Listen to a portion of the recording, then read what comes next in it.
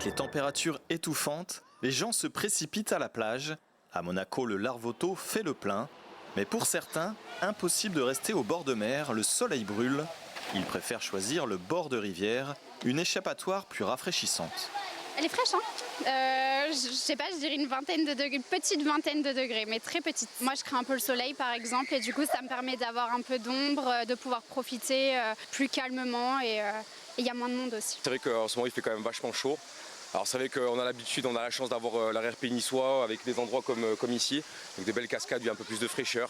Loin des touristes, souvent dans des coins plus isolés, ces petits îlots de fraîcheur sont très recherchés pour l'ombre, la température de l'eau et leur tranquillité. Ça y est, après 1h30 de 4x4, à plus de 2100 mètres d'altitude, le refuge est là, au bord du lac supérieur. Mais Aude et son équipe oublient ce décor idyllique, il doit faire vite pour tout ranger. Ici, c'est la caverne d'Ali Baba. Une grande partie des produits sont stockés dans cette pièce. Tout à sa place, tout doit avoir un ordre particulier. C'est une organisation de Tetris aussi pour pouvoir rentrer tout le stock.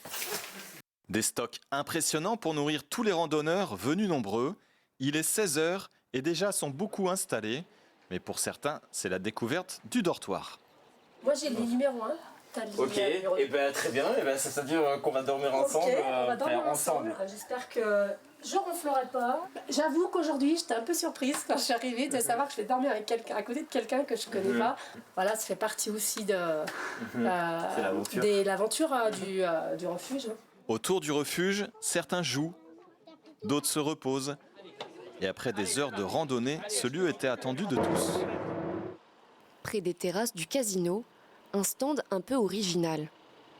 Depuis 4 ans, Patrick propose une activité insolite, retracer le circuit du Grand Prix ou visiter la Côte d'Azur en voiture de course des années 30. Entre deux villages, une pause photo avec vue mer. J'adore les voitures, celles-ci elles sont super belles et quand j'ai vu l'itinéraire, j'ai dit c'est une super façon de connaître la région avec une belle voiture. D'un côté c'est l'itinéraire et l'autre c'est sentir le vent dans le visage, avoir cette liberté tout en sécurité. Mais et après le paysage il est super quoi. Ces répliques électriques de voitures d'antan appellent amateurs comme connaisseurs, désireux de faire un saut dans le temps. Mais ces crèmes qui promettent la protection de nos océans sont-elles vraiment aussi bonnes pour la planète qu'elles le prétendent? Dans ce laboratoire, des chercheuses analysent les crèmes solaires des fabricants. Pour réaliser ces tests, elles utilisent une anémone de mer. Donc on va récupérer un tout petit peu de cette crème qui est en cours de formulation et on va procéder à plusieurs étapes de dissolution. Une fois l'ensemble des étapes réalisées, les cellules vont rester incubées pendant 7 jours. Passé ce délai, les chercheuses vont observer l'impact du produit sur la viabilité et sur le taux de croissance des cellules. Je dénombre beaucoup moins de cellules que celles du puits contrôle, donc on peut en conclure que le produit a un impact sur la croissance cellulaire. Donc potentiellement, il peut être toxique pour l'environnement marin. Certains laboratoires testent leurs produits dès la conception de la crème pour améliorer au mieux la formulation. D'autres demandent des tests une fois la crème commercialisée, mais les laboratoires ne sont pas obligés de tester leurs produits. Un spectacle intergénérationnel au thème actuel que Catherine Lara a répété pendant quelques mois. Un mélange étonnant d'instruments classiques et de danse urbaine.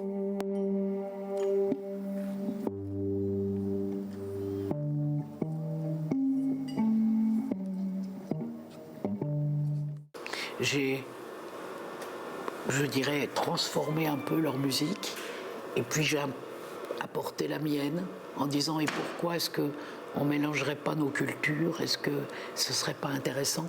Aussi envie de faire passer plusieurs messages, que ce soit les sujets d'aujourd'hui, l'homophobie, la femme battue, tous les vrais profonds problèmes d'aujourd'hui, il y en a beaucoup. C'est probablement l'une des plus jolies vues de Monaco. La mer Azur, le rocher et même le stade Louis II. La principauté se révèle d'un point de vue méconnu. C'est vrai que c'est pas commun, hein. Donc ouais, là on en prend plein les yeux avec la mer, la vue sur Monaco, c'est vraiment joli. Ce n'est pas commun, car cette vue, on la voit depuis une aire d'autoroute.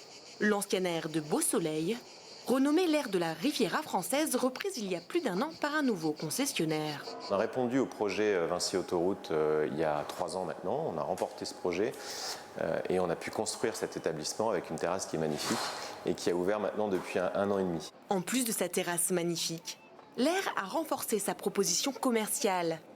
Souvenirs de la région, peluches et produits frais se mêlent aux traditionnels sandwichs et canettes à emporter.